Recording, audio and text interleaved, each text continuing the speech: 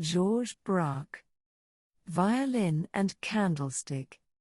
The painting, created in 1910, currently resides in the San Francisco Museum of Modern Art, U.S.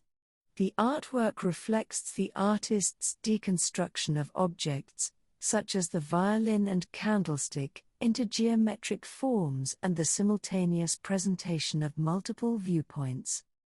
The canvas is divided into a series of intersecting and overlapping geometric planes, creating a sense of depth and complexity.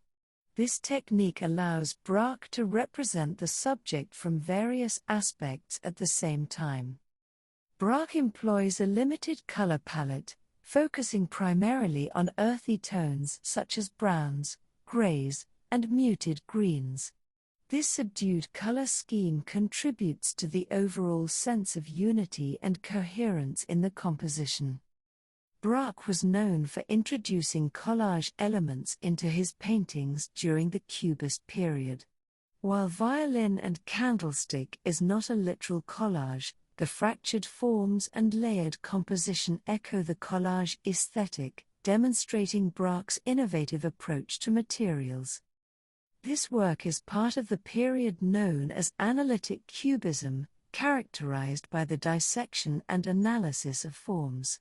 It represents a stage in the development of Cubism where artists sought to break down objects into their essential geometric components. The fractured forms and abstract representation encourage contemplation and interpretation, inviting the viewer to actively participate in deciphering the composition.